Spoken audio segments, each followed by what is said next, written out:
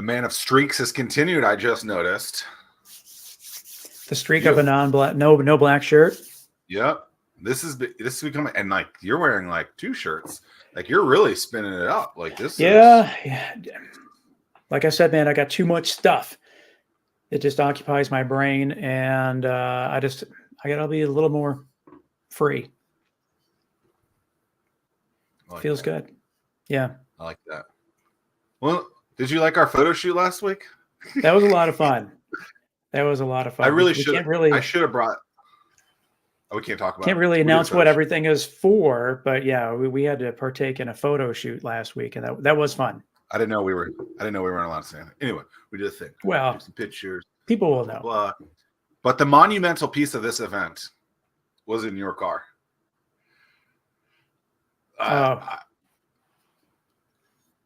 So we're in Tim's car. Can I tell the story? It's just got it. Yeah, I mean, you can. Yeah, it's fine. Tim has a car. It drives itself. There are these new lanes on 64 with the HOV that are divided, and we get into the lane. And when the car wants to move over, it can't, and it redirected us to ride the entire beltway, basically around the region. And it was magical, and I couldn't stop laughing the entire time because I love technology. It tried, and hopefully it was a good thing your car was juiced up enough, because if not, we would have been in a big mess of trouble. There's plenty of juice. That thing can go. I'm eager. It can go very, very far. But I'm eager to try it again, just because with the machine learning aspect, now it knows. We had to be the educator. I think you literally were guinea pig. Like that road had just opened up to do that. You're probably the first Tesla to be on it.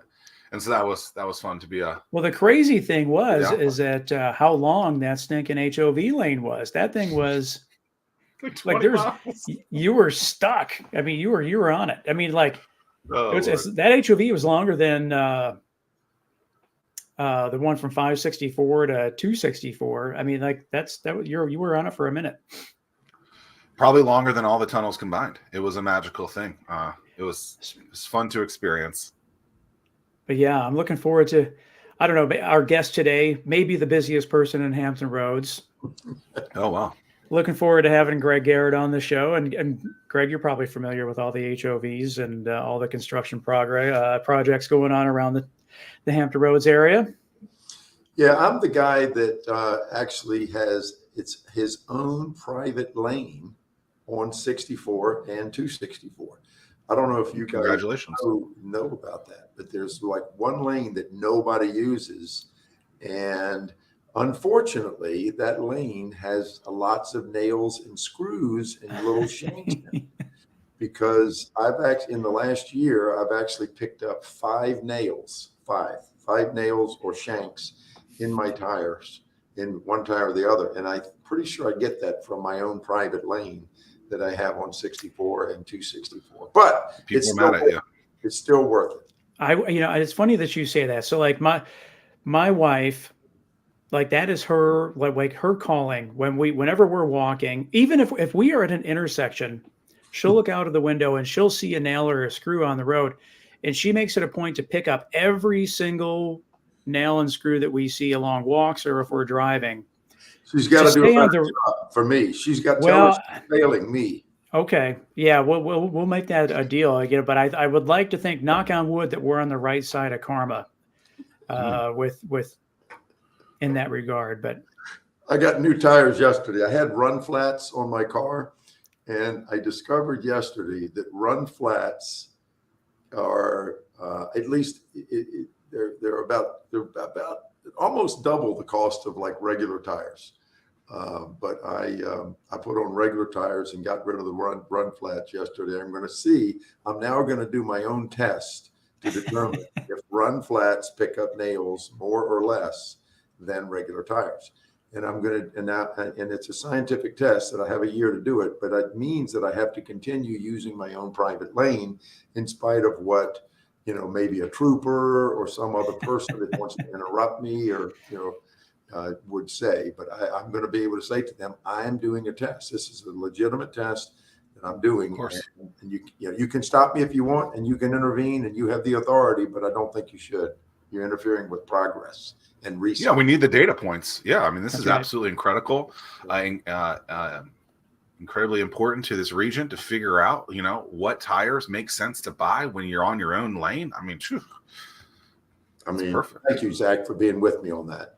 I mean, you look like the captain of the ship. You got the leather jacket on. It's just you got perfect guy for the job. I mean, let's see if the trooper buys it when I get stopped. But I'm going to try. Hello, officer. Zach's my witness, and Tim Ryan did not disagree.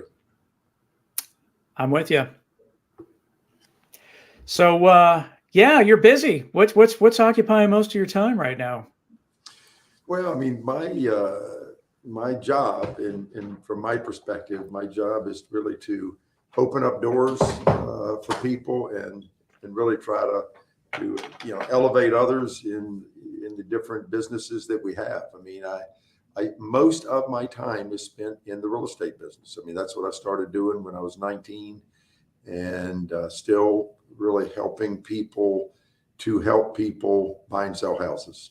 And that's the majority of my time. So most of our agents, most of our partners, most of our employees, independent contractors are connected to the residential real estate brokerage business. And so we continue to, deal with all the challenges in that, and are growing the company as we grow the people, because it's all about growing the people, finding new people that want to build a career. And so that's it. But the other businesses as well, many other businesses that we're trying to elevate and again, elevate the people inside of those businesses. What is your take right now of the housing market within Hampton Roads? So we have a housing shortage that can only be solved by building new houses. 100%. There is no way where it's going to be solved by doing anything other than building new houses. Higher density, which is the NIMBYs, the not in my backyard people hate it. Mm-hmm. We need higher density. We need more walkable neighborhoods. We need more redevelopment. And what you're going to see is significant, mark my words, significant appreciation. And people don't get that. Real estate. People think prices have gone up. Yes, they've gone up, but we're the cheapest of all other regions that we compete with. And so if you can only solve it by new construction, and new construction is 30 to 35% higher than an equivalent size resale, then the resales are going to come up as new construction goes up. The resales are going to go up. I sold my son in Connecticut. I sold my son a house in Ocean View yesterday, and the son lives in Connecticut. He's buying it as a rental property, as is. And as is rental property, we just ratified it last night at 8:00, right? And why is he doing that? Well, he lives in a neighborhood in Connecticut that the teardowns are now over $3 million. Teardowns. I'm talking about less than an acre. A little neighborhood called Old Greenwich. And so he just bought a Ocean View property on the bay for $400,000. It's a townhouse condo. It's not a big deal. It needs a bunch of work, but he just bought it for basically $400,000. And so when you're in a neighborhood on the East Coast of the United States, the teardowns not on the water are $3 million. Why would you not think that a $400,000 condo on the Chesapeake Bay is a pretty good deal? Right? And so you have to grade us on the curve in multiple ways. And that's why I see a tremendous upside over the next 10 years. Plus, we finally, even though statistics don't show it yet, I guarantee you that we're going to be able to look back on last year and this year and next year. We're going to be able to look back and see that we've had a significant increase in population. We haven't had a population increase since that we've really recognized since sequestration, and we lost so many people. Well, from that point, I think when I moved here, I think we were market 43, and I think we're like 37 now. And the number actually from a population has changed. So actually, I guess other cities have shrunk, maybe is how that's gone. But I always thought that was interesting. So from a NIMBY perspective, I tend to think that people would be like that because they like the slowness of this area, or it's not as fast paced as some of the other areas. And so to then change that content, potentially, the curb appeal of that is not as sexy as something different. And so maybe that's why people feel the way that they do. My friends that are my age and older tend to not want to see as much change as I want to see. My friends that are 50 and younger, especially 45 and younger, they're anxious for all kinds of change and all kinds of progress that we're not seeing fast enough. We're seeing it, but we're not seeing it fast enough. But at the same time, it's too fast for people that are scaling down, retiring, et cetera. And what I say to them, the people that want to see less progress, move out of Norfolk, move out of Portsmouth, move out of the hot areas of Virginia Beach, and go to rural Chesapeake, go to Pungo, go to Surrey, go to James City County. I mean, there's plenty of places where you go to New Kent, right? New Kent 30, 40 years from now is going to be a crazy thriving place as this mega region comes together. But over the next 10 or 20 years, at least the next 10 years, New Kent will be a pretty calm place. And so go to one of those places and you're living these people are living in a 2-story house. I'm denying my age. I just bought a 4-story house, a 4-story townhouse. We're moving in it in about 2 weeks. But people, if you want a slower place, go get a rancher out in James City County, out in Pungo, out somewhere, and have that calm lifestyle. But you're not going to have it on Granby Street, right? It's not going to be a calm, chill lifestyle with no people around and no cars. Yeah, it's just that is. And how do you balance that? Because I think that you're 100% right. The young people want to see change, and the what's happening isn't fast enough, right? And the older people don't want to see the change because it's already too fast. And a lot of times they seem to be the decision makers in terms of controlling the pace of change. And that's one of the things I am very determined to change. I'm very determined. Well, downtown Norfolk's interesting, just to use that as an example, right? That's where Hatch used to be. So like you have this urban core, but then you also have this neighborhood in there that is primarily, I would think, 55 and older. And so you have your urban core that is 65 and older. I was being generous. Come on, Greg. So there are totally cool 80-year-olds that want to be, in downtown Norfolk. I mean, but it's to an extent. To an extent. I mean, they're closing bars at 10 o'clock. Like, there's a lot of weirdness going on Granby Street. Yes. That's like, if you're a true urban core, that 10 to 2 a.m. time in a city is going to be lively. And when you're removing that from an area, expecting, young folks to want to be involved in that, and you're the only city in the country that does that, it's just a little fishy. And so it's ridiculous. It's ridiculous. It shouldn't be happening. People don't want to go down there when they want to go out is between 10 and 2 and nothing's open because you've closed everything because of some new ordinance. I mean, it's just odd. It's fishy. What are you trying to do? So my oldest son is 41, the one that just bought the house. When he was 10 years old, we celebrated his 10th birthday by going to New York, and he and I took our rollerblades with us. We were rollerblading around Little Italy and all these places at 11, 12 o'clock at night. Now, his mother got mad. I get it, because we're rollerblading on the streets, on the sidewalks, but we're rollerblading all through New York City, Manhattan. It was so cool. Guess where he lived when he graduated from college? Guess where he lived in summers while he was in college? Guess where he got to work for a private equity firm? Guess where he ended up with a hedge fund, working for a hedge fund? He was attracted to the city, and he loved a city that they would go out at 9 or 10 at night. I mean, bars closing at 10 o'clock. Are you kidding me? When he was, before he had kids, they would leave their condo or their townhouse, not townhouse. They would leave their apartment. I guess it was. They would leave their apartment at 9:30, 10 o'clock, right? And so not return because the sidewalks were rolled up. We got to fix that. And the whole NIMBY thing, it's the same thing with short-term rentals. We're having short-term rental debates in almost every city right now. The only city that I know is on the brink of doing it right is the city of Hampton.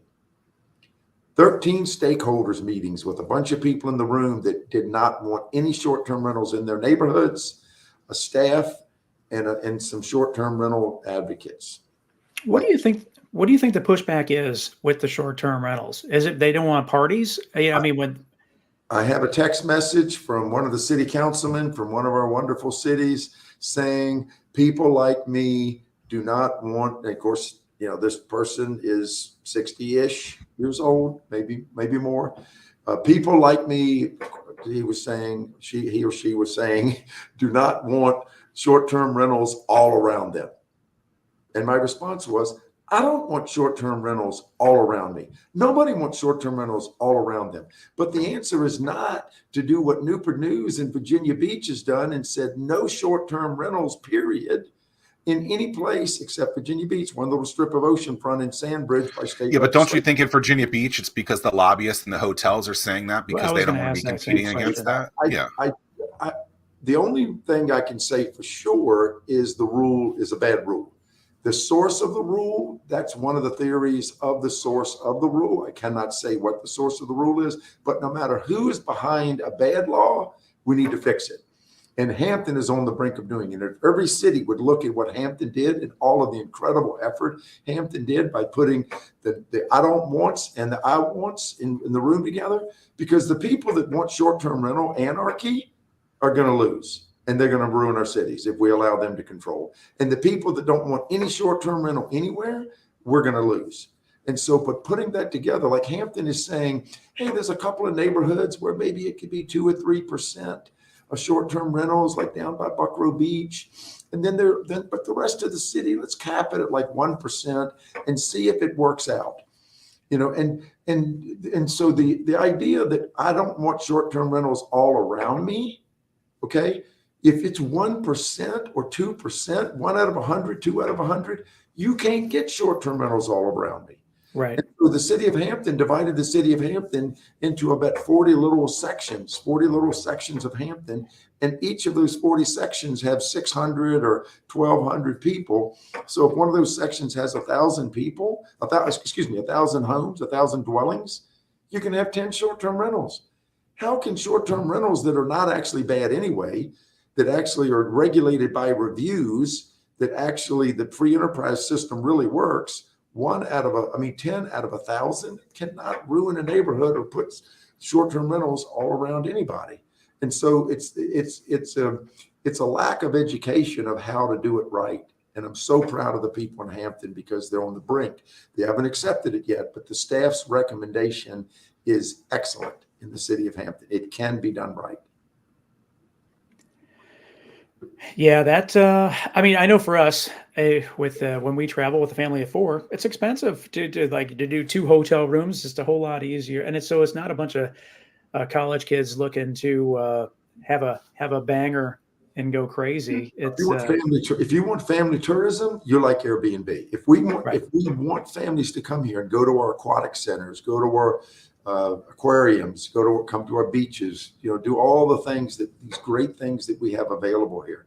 If we want families to come here for track meets and basketball tournaments and jazz festivals and something in the water, if we want them to come here, we need Airbnbs, because you just said 2 hotel rooms. So what do? You and your spouse sleep in a different hotel room. You don't sleep together. You don't stay together because you're there to protect the kids. I mean, is that the way you want to do your vacation? I mean, it just doesn't make sense. Right. My daughter's getting married next month. We're going down to North Carolina for the wedding. We found Airbnb, 2 houses next to each other. We have couples coming in from Texas, from Virginia Beach, from Newport News, from North Carolina, and we're all going to be sharing 2 houses together. We're going to have breakfast together. I mean, do you think we're going to be up playing the banjo at 2 o'clock in the morning, naked in the front yard? No, we're probably not going to do that. Yeah. He said probably. So there's still a chance. And if we do that, here's the other thing about short-term rentals. If Tim does that in the home that he owns, okay, let's pretend that this is just a pretend scenario, but let's say Tim owns his home and he's playing banjo in his front yard in a jockstrap at 2 o'clock in the morning.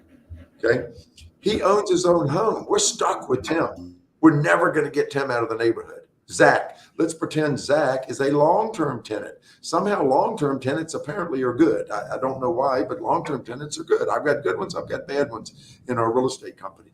But Zach, let's pretend, is a long-term tenant, and he is playing banjo in a jockstrap in his front yard at 2 o'clock in the morning and waking everybody up. It will take us 3 to 9 months to get him out. But if I'm doing it in a short-term rental, you can get me out by police action in 2 hours. 2 hours is about what it takes. So do you want Tim playing banjo in a jockstrap, 2 o'clock in the morning? We never get rid of him. Zach, it takes 6 months to get rid of him. Or me, who you can get rid of in 2 hours, because I am a short-term tenant. I mean, these are visuals that I've always wanted to see. So I appreciate, let's put that in the AI machine, jockstrap, Zach, banjo, 2 in the morning, Outer That's Banks, raging against the machine. Standing ovation, take it to 4 in the morning. Oh, yeah. I'll probably be awake. We could do that on Granby Street. Let's go. Greg, I'm curious. I'm just curious, as we got you fired up a little bit. What's your take on this whole new real estate ruling with the courts? How does that affect your business? What's your take? Yeah, so it is not catastrophic. It is not game changing. There are a lot of misperceptions. I mean, almost every article that I see written about it, and almost every question that I'm given, and I appreciate you not giving me a more specific question than you did. You left it pretty open without making any assumptions just now. But I get questions like, what are y'all going to do now that real estate commissions cannot be 6% anymore? Well, let me answer that. Real estate commissions could have always been less than 1% or more than 20%. There's never been a number that real estate commissions had to be.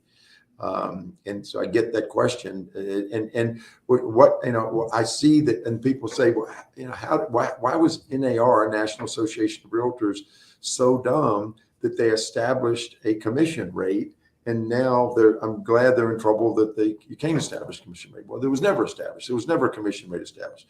Commissions have always been negotiable, and then people say, well, what are you going to do now that buyers are going to have to start paying their own commissions? How can they do that? Or do you think they have the money to do that? Well, buyers are not going to start paying their own commissions. If the seller wants to sell their house, they're still going to pay the commission, and they're probably still going to pay a commission for an agent representing the seller and a commission for the agent that represents the buyer. And while it could be different in every situation, I don't think it's going to be categorically different in the residential real estate market overall. One of the biggest changes is in our multiple listing system. Agents now, if you look at 10 houses that are for sale, you see the number that the seller through the listing agent is offering for the buyer's agent. You see that in the MLS. And if the judge accepts the settlement offered by the National Association of Realtors, then multiple listing services connected to the National Association of Realtors, which, by the way, the local Hampton Roads MLS is not connected to the National Association of Realtors. But if that is accepted by the judge, then the multiple listing services cannot publish the amount offered to agents for the buyer. I don't understand what difference it makes. I don't understand why offering that, putting that in the listing is good or bad. But all that means is, as a real estate company, we can set up our own website that other real estate people can look at and see the commission that's offered to the buyer's agent. So it could be slightly inconvenient. It's not going to be game changing. It's not going to be catastrophic. It's not going to make houses go up or down, values go up or down. I mean, these theories that this is going to make houses go down, it's just ludicrous. It's somebody speaking that thinks they're a journalist that has done no research, no homework, and doesn't have any idea of what the reality is. Yeah, why are you taking my comment away? As a former journalist, my point was going to be a lot of interviewers have zero context on the subject they're about to do a story on. And so like they didn't even have the context of this, like, hey, what was the standard before? The standard was this. Oh, actually, it's been there forever. You just didn't know about it. So you're trying to manipulate and word this in a weird kind of way to make us look like idiots. And so it's like we want this negative reaction most of the time, this quick soundbite to get us to react in such a jarring way. And I don't know, that's something that always irked me about journalism world, coming from that world. Like that's what my degree is in. And I'm just like, hey, like, why don't we give these people a grain of salt, give them a little bit of a, maybe a sympathy when you don't even know them. And it's just obnoxious to me. It's like, oh, tell me what you think. And it's like, well, do you even know what you're asking in this subject? Yeah, right. Because you're not an expert. Yeah, you don't even know the right questions to ask sometimes, right? Right. When you're reporting on something as if you understand. Well, the reason I knew what you were going to say. Watch the news every night. You can hear that. I mean, it's obnoxious. Oh, yes. Zach, the reason I knew what you were going to say, you young folks think AI is really cool, but I've gone beyond AI and I've gone to MR. And so MR allows you to do things that AI doesn't allow. So what is MR? Mind reading. Mind reading. Oh. It's stronger than AI. It's a stronger power than AI.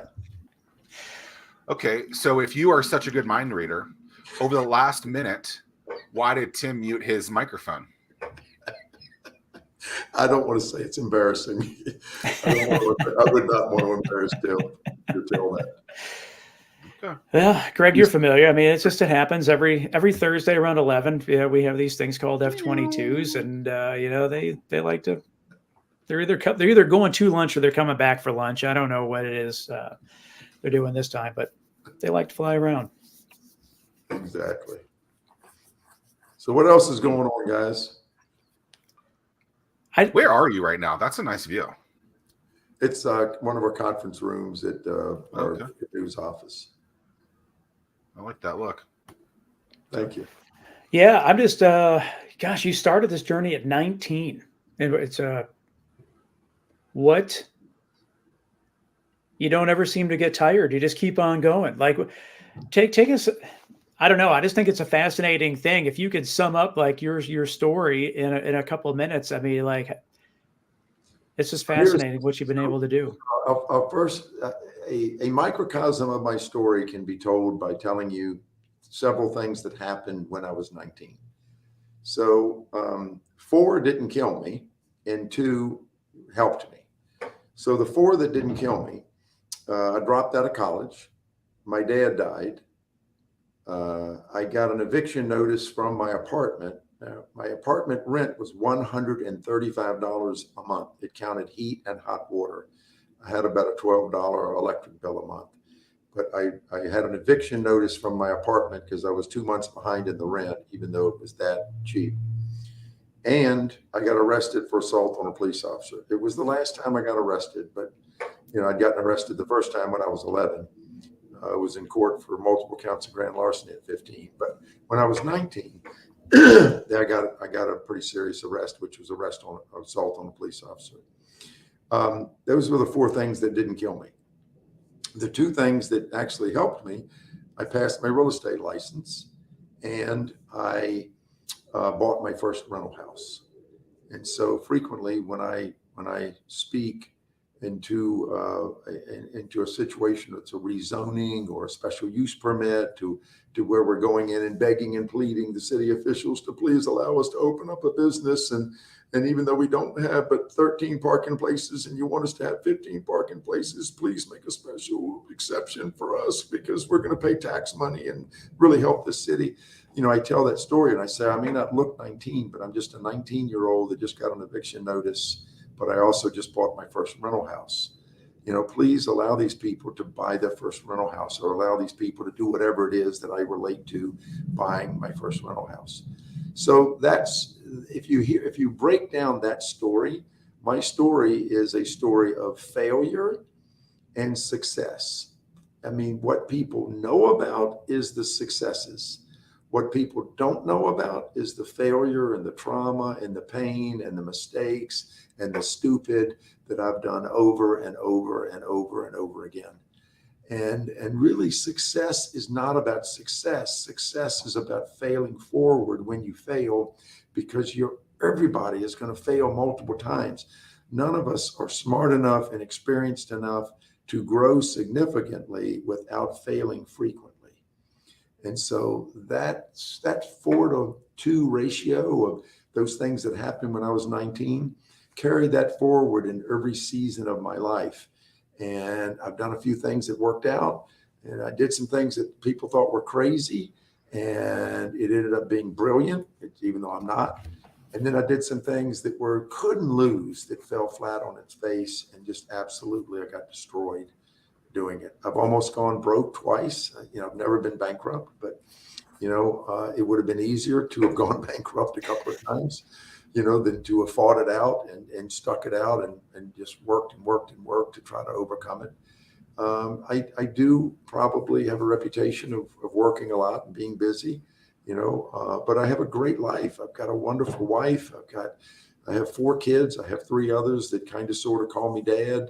And I now have a collection of 13 grandkids that I'm crazy about and do things with. And I've got a grandkid that is a U.S. citizen and a citizen of the Czech Republic. Twice I've gone to Czech to pick him up and bring him back to the United States, just me and him, once when he was 3 and once when he was about 6. And we just made a big trip out of it and went through New York and spent a couple of days at the Aeronautics Museum up there and some other stuff. And anyway, so I've got a wonderful life, but it's a life full of failure, right? You guys didn't bring me on because you think I'm a failure, I guess, but I've had more failures than I've had successes. And so that's really telling that tiny little microcosm of being 19 helps you to understand my story, and the details of what's gone right are less significant than overcoming what's gone wrong. Failures are interesting because in the moment, you often feel like you can't get through it. You often feel like it can't get worse, or there's nothing to improve it or whatnot. When do you actively know? Do you think you actively know when you're going through an actual failure, an actual rock bottom moment? And what are you doing?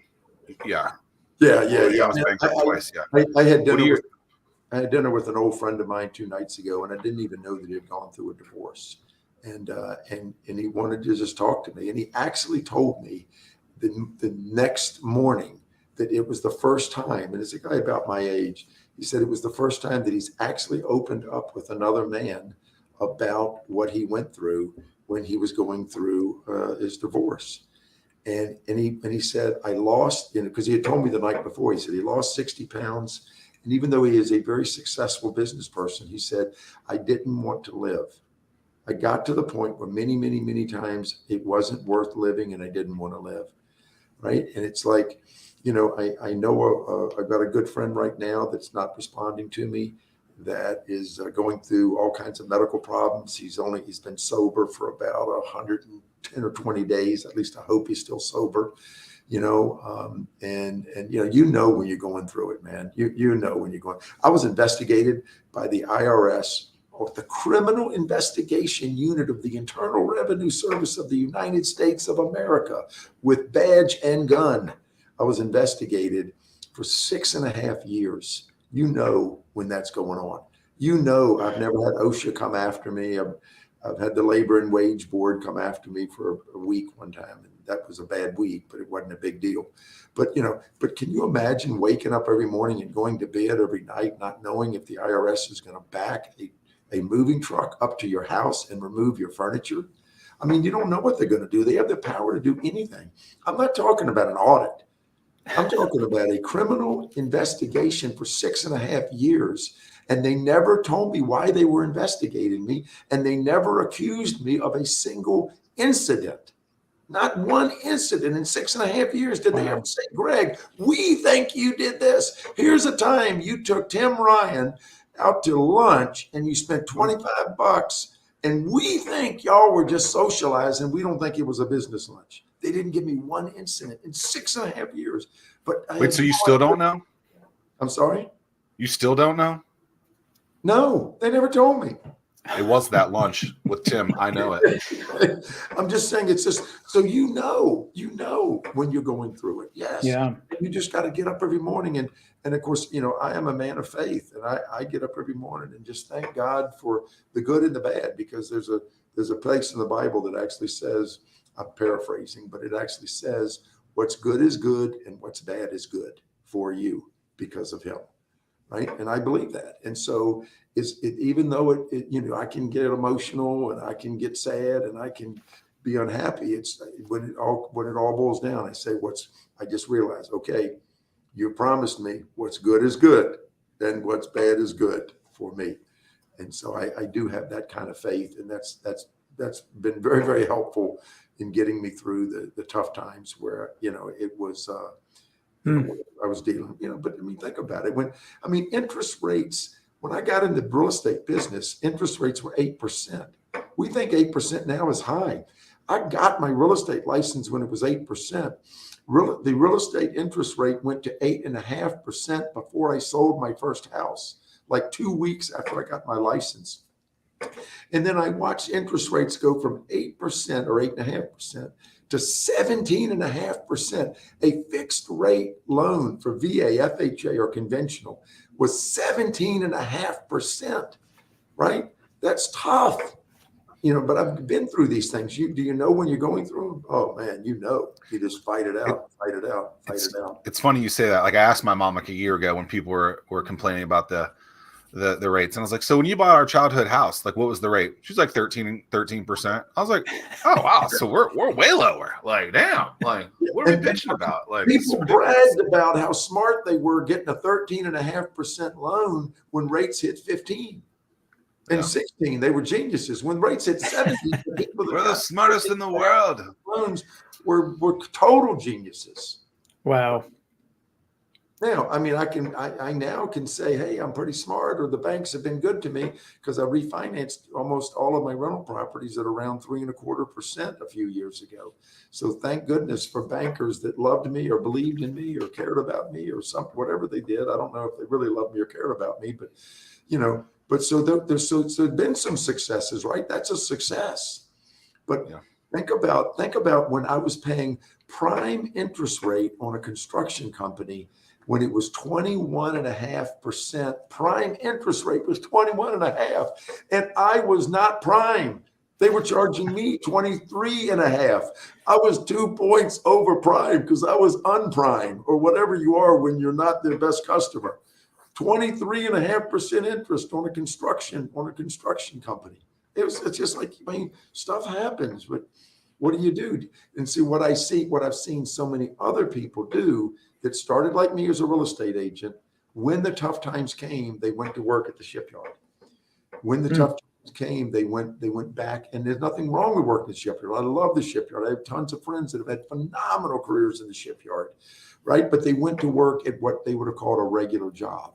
And if you lose your entrepreneurial spirit and you lose your entrepreneurial vision when you fail and go get a regular job, there's nothing wrong with a regular job. But if you're destined to be an entrepreneur, if you're designed to be an entrepreneur, if you want to be an entrepreneur like me, then you've got to embrace failure, overcome it, get past it, and then go for the next thing and work your butt off to get out of the hole. Did your appetite for risk grow over time, or have you always had an appetite for risk? The riskiest thing I probably have ever done was 3 years ago. So I guess it's grown, but because I did something that was really risky 3 years ago, buying a piece of property and counting on a city to rezone it from residential to industrial. And I would have lost a lot of money if they had not done that rezoning. And there's no way you can assure that you're going to get a rezoning. Of course, in residential to industrial seems to be a far stretch. And it would take a long time to tell all of the details of that story.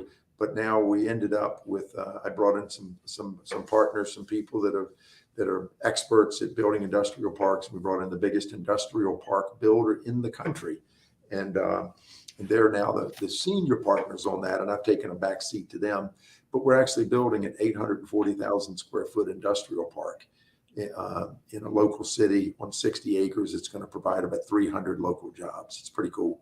And for the city that did that rezoning, it's going to provide about $1.2 million, probably up over $2 million a year in tax revenue to run that city.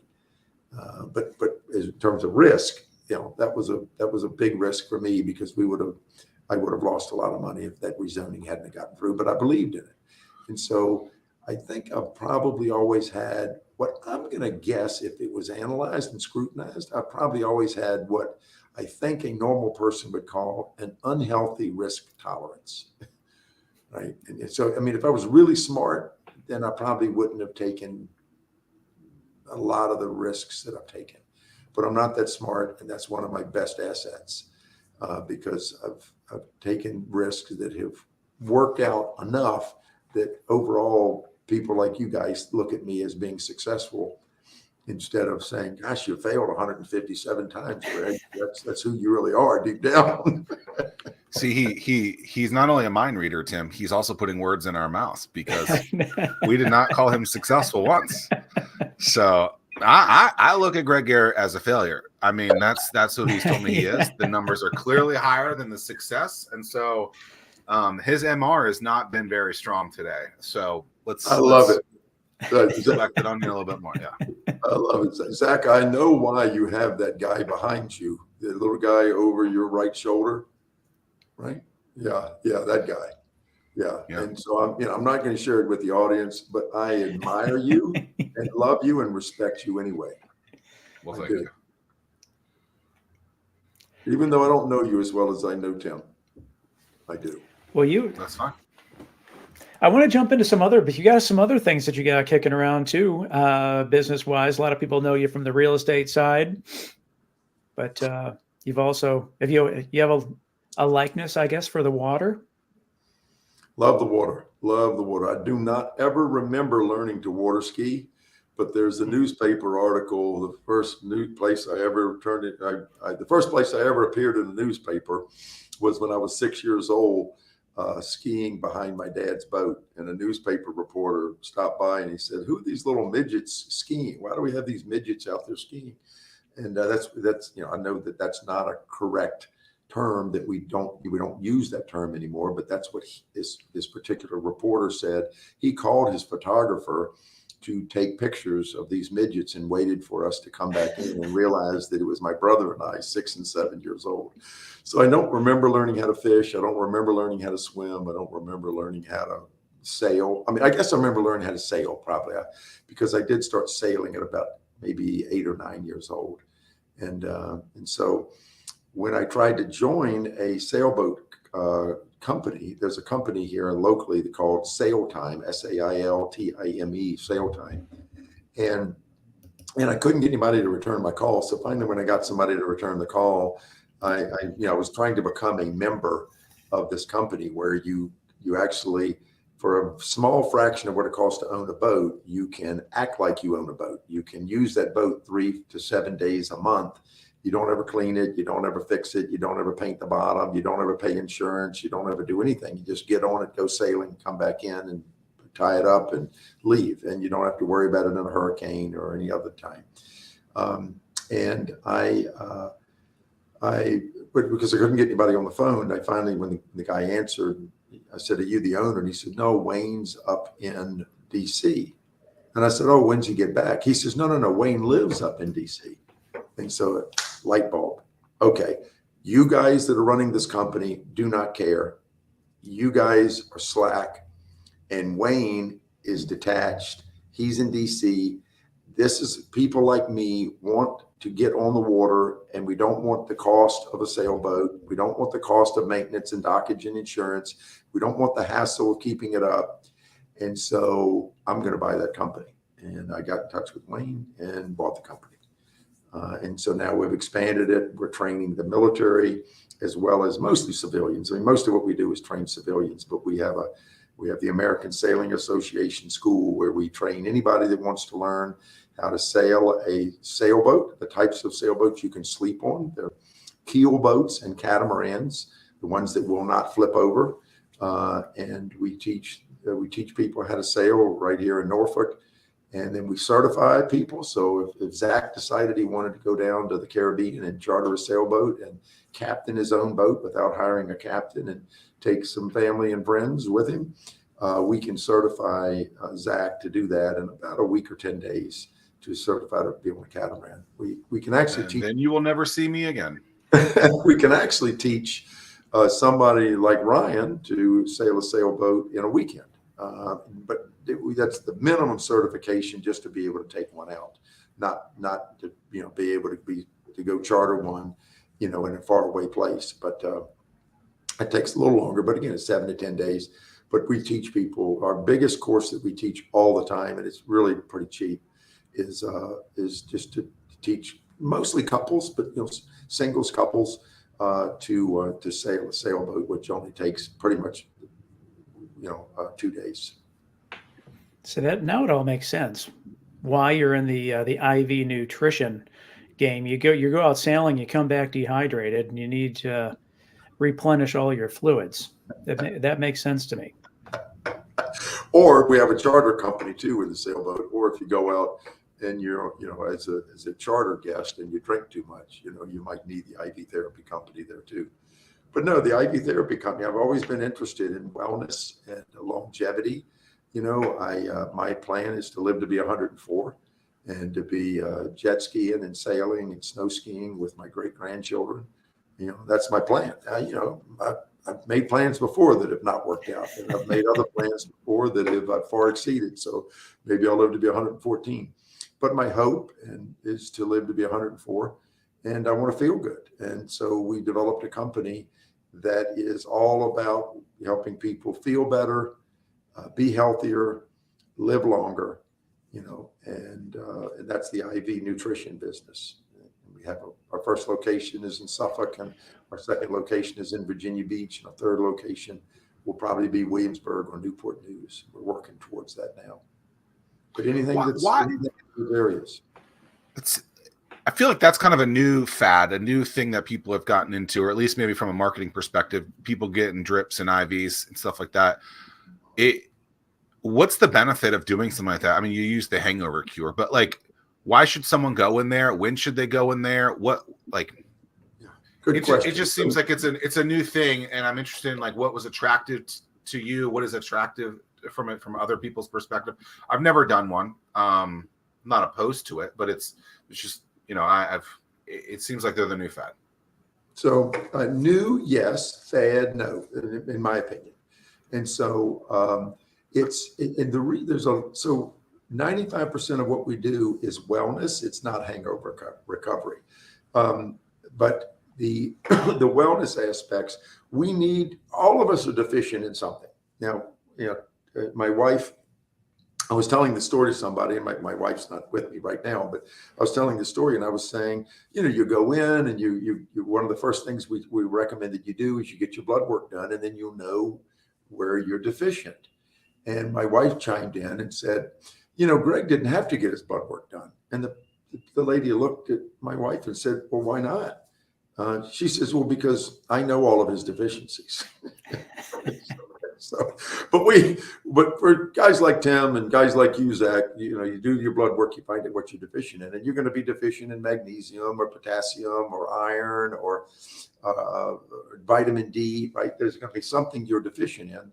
And then there'll be other things that could enhance your health. Like I take an NAD shot every week. Well, I never even knew what an NAD shot was, but it helps your cognitive ability. It helps you to be just healthier and more alert and more mentally alert. It's a great natural substance.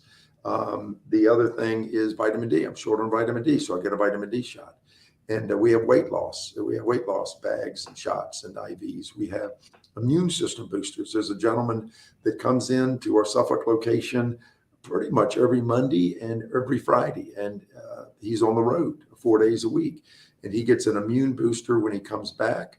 I mean, before he leaves to get on an airplane, either on Sunday afternoon or Monday morning, he gets an immune booster. And then when he gets back on Thursday night or Friday morning, he comes in and he gets an energy like B12 and some things that, will enhance his energy. Because what he was doing by being in planes and airports and traveling, he was running himself down.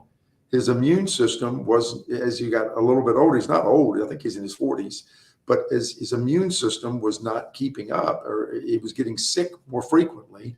And then when he got home after working all week, running around whatever he's doing out of town, he was crashing on the weekends. And he was a bad husband, bad father, in his own words, and wasn't, because he didn't have the energy to get out and do the things that he used to do when he was in his 30s. And so now, he says it's totally life-changing for him, because he's not getting sick, because he gets the immune booster before he goes. He has pretty good energy and already had pretty good energy for the 3 or 4 days that he was gone. And he was kind of geared up and his adrenaline's flowing, I guess, because he's working, but he's not crashing on the weekends anymore. So now he comes in and he gets the energy pack. It's like for athletes, we do things for athletes, and he takes like something for athletes to energy booster, and he has good weekends. He comes back Sunday night, Monday morning, gets the immune shot, and he's good to go. So it's those types of things. The other thing is, like, for personal experience, I'm low on vitamin D. It's not way low, but I was taking a little tiny little vitamin D pill every day. After a year and a half, that started messing with my stomach. So 85%-ish, it's not an exact number, but 85%-ish of what goes in your mouth and goes down in your stomach does not get absorbed. But what it does do, it messes with your stomach. And so I damaged my stomach lining by some things that I was taking that were good for my body. So vitamin D is good for you. Regular vitamins are good for you, right? Multivitamins are good for you. But you dismiss most of that through urine, and you don't get the benefit of 85% of it if you put it in your stomach. But you do take the chance, like me, of actually hurting your stomach lining. And so you're doing it intravenously or doing it in the form of a shot. And I used to hate shots, but our needles are teeny, tiny. And it seems like I would be that wouldn't change. But when I get a shot now, it's not a big deal. Even though I've really hated shots all of my life, but we just, the guys and gals that, know how to do them and make it painless. Like one of the things, if you get a shot at the top of your hip, I never knew this until they taught me this. You get the shot, you stand on one leg and you get the shot on the leg that you're not standing on. That way your muscle's not tight. And so now when I get a shot on the top part of my, the lower part of my back or the top of my butt, when I get a little shot with a tiny little needle, I actually barely feel it because that leg's up in the air. And so just little things like that. But I'm not messing my stomach up, and I'm getting the benefit of the nutrients. And so I'm NAD, vitamin D every single week. The vitamin D is every other week. I know for me, it's amazing to me how much just in my joints or whatever, how you feel it when you're starting to get dehydrated and have some deficiencies from that standpoint. It'd be interesting. I would be almost scary to find out what my blood work would tell me that. But you need to know. Yeah. I mean, you think about it. I mean, I look pretty good for 86. 100, yeah, 100. Don't you think? Why settle at 104? You should just shoot for 114. I'll probably increase it when I do get in my 80s. I'll probably increase that number. But right now I'm happy with 104. It's 38 more years. I'd be good with that. You doing the math? You doing the math? Let's just spread your mind. Tim was doing the math, Zach. I caught him doing the math. His eyes twitched a little bit as he calculator. I'm not sure he was doing that. He did his math this morning with his daily habit tracker called Elevate, which helps him increase his brain thing. I don't know, but he only wants to do math once a day. I can promise you that. And speaks for himself. I'm telling you, I read his mind. He was doing the math. Lie, Tim. Lie about it. I was trying to do I was going to do the math, but then I saw that. I thought that I saw Zach doing the math. So I was like, well, I'm just going to let Zach do it. What'd he say? 104 and he's 34 away. I mean, that's an easy 38. 70. 38. Okay. So that's 66. I mean, that's good math. This doesn't have to be the last question, but like you talk about all these surrounding places in the region. If you were to have a short-term rental and be an Airbnb host and someone came in and they said, hey, Greg, I'm here. What food item, what food restaurant, what place should I go and partake in while I'm here? Where are you telling them to go eat? Oh gosh. I mean, it depends on where they're staying, because I mean, every place has some fantastic, every city and every parts of cities, really, we have good restaurants all over the place. Except, so you're running for mayor is what you're telling me. You're very politician answer. No, High Street. I mean, look at some of the places on High Street. I mean, there's several new restaurants, Lola's and Captain Groovy's just got bought by the owner of Aberdeen Barn, and that's, it's getting better. Stoney's down in Ocean View. I mean, we've got nice. Phoebus in Hampton has cool places. The oceanfront has some cool places that are coming up. I mean, there are good restaurants all over the place. And so I would say do something within walking distance, right? Or a short Uber distance, or like in the case of the oceanfront, do something where you get the free ride back and forth, especially if you want to have a drink or two or three or four when you're at dinner. All right. So I heard like maybe 1.5 answers there. So thank you for that very political answer. I think, yeah. Baker's Wife in Phoebus is one of my favorites. What's your favorite place to go to in the region to eat? I don't have a favorite, but I mean, again, okay. Baker's Wife is a good one. There's a, Fish Pig in downtown Norfolk. Is it Fish Pig? Big Fish? Gosh, now I get the email. Is that the one in Selden? Yes. The old Starbucks? Yep, I think it is the old Starbucks. That's a cool little funky place. I mean, I like the Italian restaurant on Granby Street. What's with the rooftop? What's it called? Leone's. Yep, I like that. Yeah, I mean, so we've got cool restaurants all over the place. You don't have to drive all over town to go there. But I mean, tomorrow night I'm having dinner with friends at, as I mentioned, Baker's Wife in Phoebus. Fuller's. I mean, Fuller's in Phoebus is phenomenal. It's Fuller's slogan when I was a kid is "Eat dirt cheap" at Fuller's. And Fuller's is under new ownership, but it's still around in a new location of Phoebus. So, there's cool places everywhere. Gosh, I feel like there is so much so much left that we have to talk about. This was a fast hour. We can do it again if you want to, if I didn't talk too much. No, it's just, there's a lot that we'll have to have a part 2 at some point, because I would love to get your take on EO, and I would love to get your take on RVA 757 Connects, and you have so much involvement with the region that we all could learn a lot from you. Happy to do it. And EO, for your listeners that don't know what that means, it's Entrepreneurs Organization, and the chapter here in 757 is called Southeastern Virginia, Entrepreneurs Organization of Southeastern Virginia. But it's an international organization in close to 100 countries, I think, with thousands of members of small business people. And it's something that is a good place to create for a peer group for the kinds of things that, Zach, Tim, you and James Doe and Paul Nolte and others are doing that at 757 CoLab and the Assembly and all the other organizations that are connected to that. It's really a peer group for people that reach at least $250,000 in revenue. It used to be $1 million, but now there's a level called the Accelerator that they can join and have a peer group of other entrepreneurs, because lawyers and accountants are important, but peers are essential, and especially to help you get up when you fail.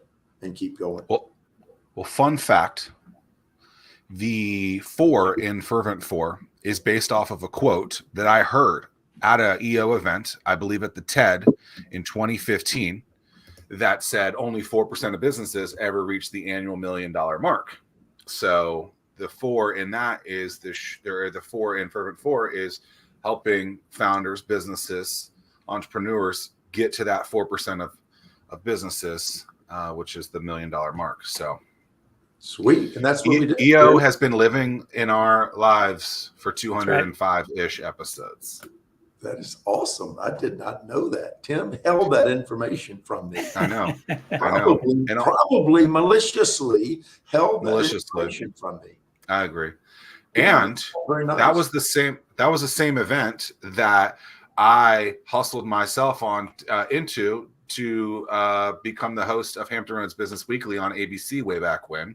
I did my first interviews there and interviewed a bunch of folks. I think Martin was one of them, Kevin Daisy from Array, some other folks too. But that event that they held, kind of the first kind of big EO event way back when, 10 years ago. You helped Damon John get his success too, right? I did. Yeah. Just in a 10-minute interview. That's awesome. But, Zach, you have the power of the guy over your right shoulder. It's pretty cool. Yeah, I do have his power. I'm going to see him live and in the flesh in 2 days. So, is he going to be there? He will. That is cool. You should take him and I with you, by the way. That's not what's going through my mind right now.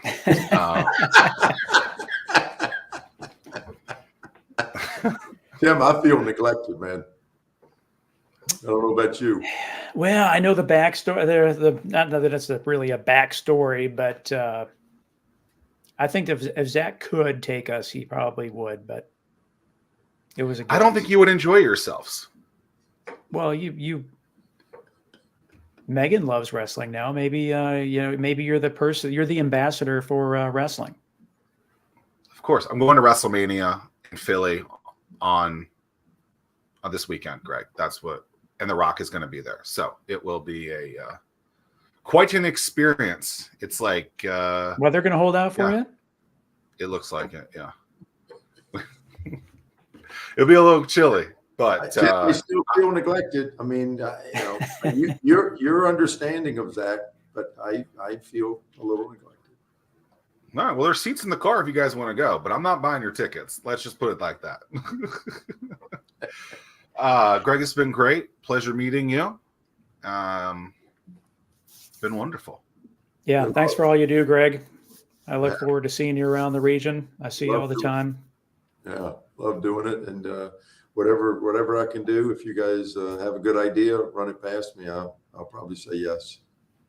Well, we'll do this in at least 52 weeks because we need all the data points from your new tires to tell us the real story. And I do think that I think that the whole investigation thing is that you shouldn't have the state or all the local governments paving your own lane. That's probably where the mismatch was. Right. You got to open that up. Yeah. I mean, it's nice to feel special and have my own lane when traffic is at a dead stop. Agreed. Well, thanks, Greg. I appreciate it.